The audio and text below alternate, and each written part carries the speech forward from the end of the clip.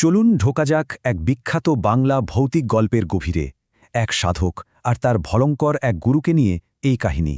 গল্পের মূল চরিত্র তারানাথ তান্ত্রিক, যিনি বলছেন তার সব শক্তিশালী জ্ঞান তিনি শিখিয়ে দেবেন। কিন্তু এখনকার জীবনটা দেখুন, অতীতের গৌরবের ছায়া মাত্র। কি এমন হলো তার সাথে?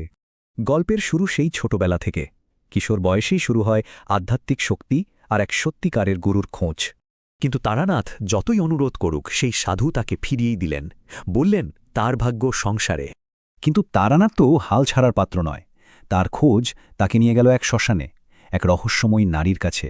সবাই তাকে পাগলি বলেই ডাকে, আর সবাই জানে তিনি ছিলেন এক প্রচণ্ড শক্তিশালী তান্ত্রিক সাধিকা। তবে প্রথম দেখাটা ভালো হলো না। পাগলি তো রেগেমেগে তাকে প্রায় তাড়িয়েই দিল সেই শ্মশান থেকে। কিন্তু অদ্ভুতভাবে সেই রাতেই পাগলি তার স্বপ্নে আসে। খুব নরম সুরে কথা বলে, আবার আস্তে বলে। তো পাগলির শক্তি পরীক্ষা করার জন্য তারানাথ মিষ্টি চাইল, আর পাগলি কিনা তাকে দিল চিতার কয়লা।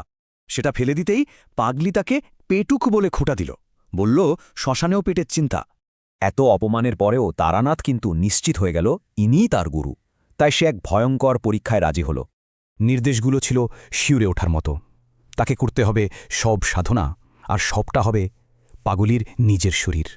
সেখানে সে এক তরুণীর মৃতদেহ দেখতে পেল। আরে, এই মুখটা তো তার চেনা। আর যেই না সে মৃতদেহের উপর ধ্যানে বসল, চারদিকে শুরু হলো ভয়ঙ্কর সব দৃশ্য, যেন এক দুঃস্বপ্ন। হঠাৎ ষোড়শী নামে এক সুন্দরী দেবী এলেন। তাকে লোভ দেখিয়ে সাধনা ভাঙানোর চেষ্টা করতে লাগলেন। কিন্তু সে রাজি হল না। আর তখনই আকাশ চিরে নেমে এলো এক বিভৎস, দুর্গন্ধময় পিশাচি। শেষ ধাক্কাটা এলো যখন তার নিজের নিচের সবটাই চিৎকার করে উঠল, বলছে, আমায় বাঁচাও। তারানাথ আর পারল না, ভয়ে দৌড়ে পালালো সে। কিন্তু আসলে কতক্ষণ কেটেছিল? এক মুহূর্ত না।